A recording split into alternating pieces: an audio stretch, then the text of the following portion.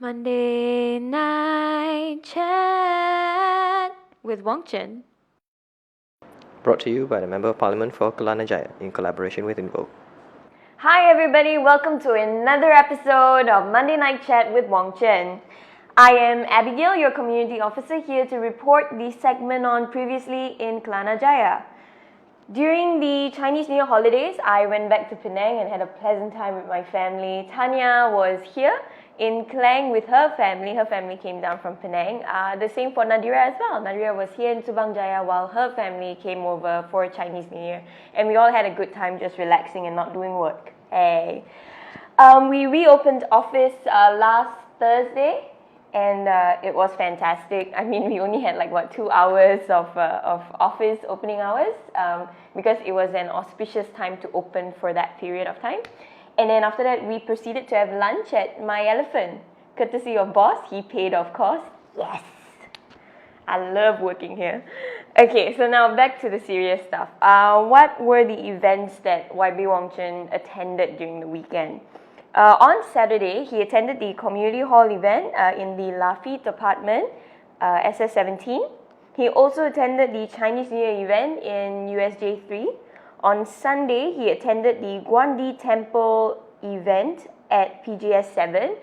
Here, he mentioned how he enjoyed a wide variety of food from mutton curry to roast duck. So he had a blast with the food. Thank you so much, Guandi Temple. You know how to make the man happy. Okay, on Sunday, he also attended the CNY celebration at SS17. Boss just wanted to mention how much of a good time he had with each and every one of you at all the events he attended. He mentioned how the food was great, the people were great, and he loved watching the line dances. So thank you so much for making his Chinese New Year. So that's basically it from me. You will hear the next part from Tania Lok, where she will tell you about the event she represented the office at. Thank you so much, everybody. Have a good day.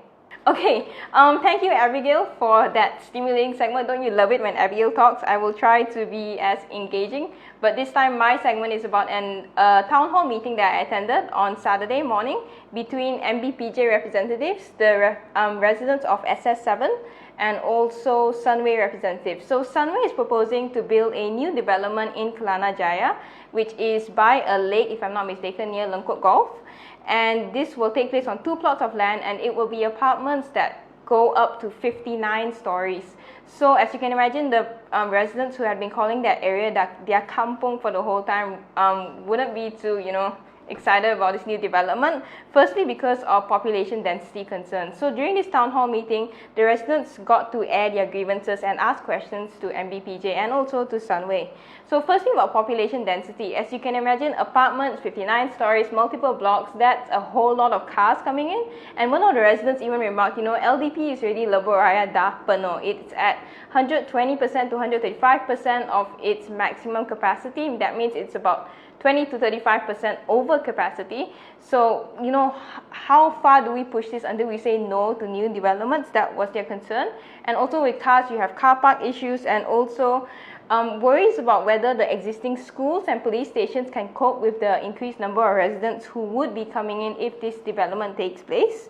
Secondly, about flood mitigation, that place covers a lake, and they've been doing some lake beautification there, which is beautification of the lake. That's fine and stuff, but there were some worries that it was making the lake smaller and shallower. So and also places with lakes are known to have more floods, if I'm not mistaken.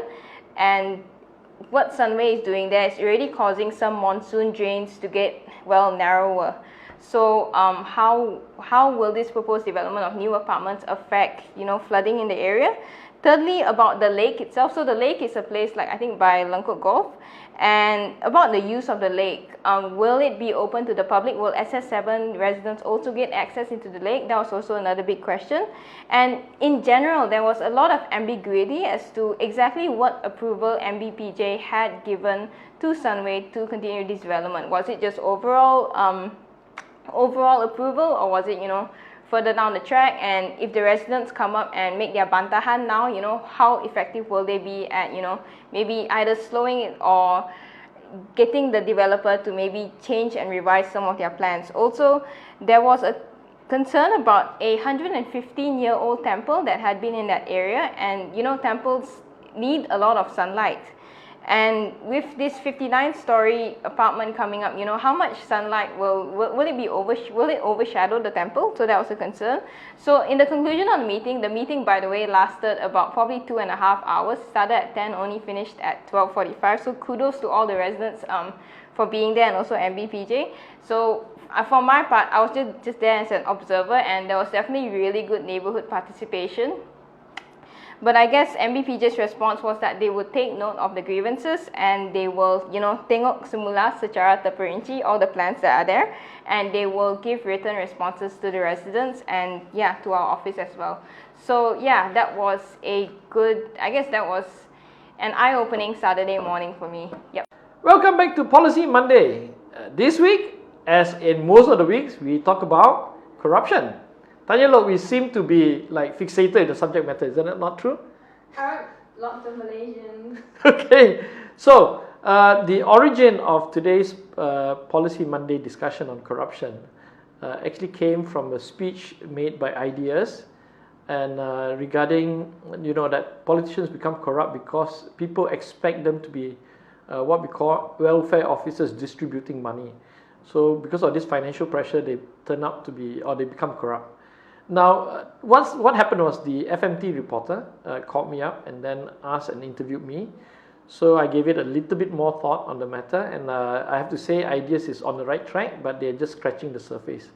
So after some consideration, I replied to FMT, and of course, as reporters, they have to edit the bit, so they only covered a small section. But there is actually 4 basic points why politicians, most of them, I must say, in Parliament, we got 222 parliamentarians, most of them started off idealistic. I don't think parliamentarians are evil by nature, I want to become politicians to be corrupt and so forth. I think 90%, safe to say, they all started idealistic when we go in. But after some time in power, they tend to be corrupted. Why do they become corrupt? And today on Policy Monday, we will discuss 4 pressure points and what can we do to release the pressures on these 4 points itself. Okay, so the first one is the pressure point of running an office. Now, for a parliamentarian to do his job properly, he has to engage the community, he has to do parliamentary research, and in addition to that, he has to also make sure that the entire system is working, right? And we have to analyze budget. Okay, so to do that, you need a staff of 3 to 5, ideally 5 people, but in my office, we can only afford 3 staff. So that is the pressure point number 1. Yeah, and it costs us about 14,000 a month to run our office on 3 staff plus interns. Okay, so you can imagine the pressure we have. So that's pressure number 1, financial pressure. Pressure number 2 is party politics. There is a lot of pressure to become the vice president or the deputy president or rise up the ranks of the party. And some people take the route that in order to win this support level, they engage in money politics. So some of these money politics may look insignificant to you, but I can assure you, for instance, if a division boss calls me up and say, I'm going to throw a small get-together, can you donate 200 ringgit? Yeah, and when you have 222 divisions, you know how much is 200 ringgit times how many events. So sometimes you may succumb to just giving some money and support. So there's another form of political pressure, or at least financial pressure, if you're a member of parliament. The third one is a pseudo version of the two. Yeah, it's basically about social expectations. Now, a lot of people, when they become members of parliament, they feel that the people expect them to drive a bigger car or live in a bigger environment, bigger house and stuff like that. So social expectation can also drive a member of parliament into financial difficulty. And lastly, household. The member of parliament has to also, in addition to running his office and running a good office, being involved in party politics, supporting divisions or whatever that he feels that you need to do, other than also meeting social expectations of people, he also has to be a breadwinner to his own family. Yeah? So these 4 pressure points somehow may drive a politician to be more corrupt as he stays in power longer and longer. Okay? So, what can we do? Well, the obvious solution is to pay members of parliament well enough so that they don't feel too much social pressure.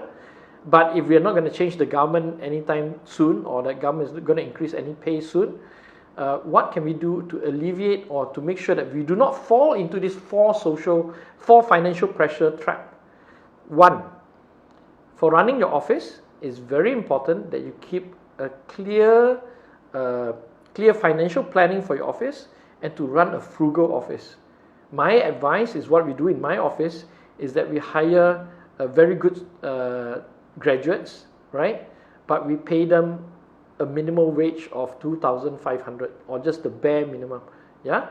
And then you have to put it in the program to remove them from office or to ask them to resign after 2 years so that they can go and get a decent pay, and then you find fresh talent to fill up that void. So running a financial system can keep your office expenditure within your means, yeah?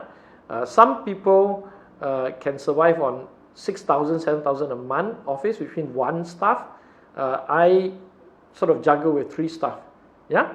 So number 2, party politics. It's very simple. Do not go and bribe your division boss, because it will never end, and you can never bribe enough, or you can never so-called support people enough. Right? Find volunteers who believe in your cause, work on them, and make sure they are truly volunteers, not machais. You don't want machais, you want to have proper volunteers. Okay? The third, on social expectation, that is a psychological thing that you have to resolve yourself. If you're used to a certain lifestyle before you're a member of parliament, it is always advisable to maintain that lifestyle or downgrade that lifestyle, because essentially the pay is not enough to cover your old lifestyle. The moment you become a member of parliament, you're under tremendous financial pressure. Lastly, household. It's very important that the member of parliament talks to his or her spouse and make sure that the spouse actually has or continue to work. That is essential. Yeah. So do your own financial planning, your household planning, and try to downgrade again, and you may just survive your first term or second term or third term or fourth term as an honest, clean politician in Malaysia. Yeah, and the best example I can give is my dear friend Sungai Siput, yeah, Dr. Jaya. He's, I think, a second term member of parliament, but he stood a few elections. But you know, he sits next to me, so I know that he still drives his very, very old Volvo. I know that he gives most of his money to PSM, and he maintains a very simple lifestyle even though he's a doctor. And I look upon him as an inspiration on how to keep as straight, as narrow as possible in my practice. Okay, so that's Policy Monday. We will discuss another issue next week, probably, Tania, probably corruption as well, related. Yes? Yes. Okay, good. We're now moving on to Q&A. So Q&A this week is kind of short because we had 2 days of working days on, actually 1 working day, Friday, right? So we have 2 questions. One is, what is my take on Trump's first 2 weeks in office? We have seen the immigration ban. We have seen some sort of dispute over Japan car imports. We've seen some dispute argument with the Australian. We've seen some sort of threats to North Korea, Iran, and now the one that really matters to Malaysia, other than the immigration issue, is really this idea that there might be a trade border tax.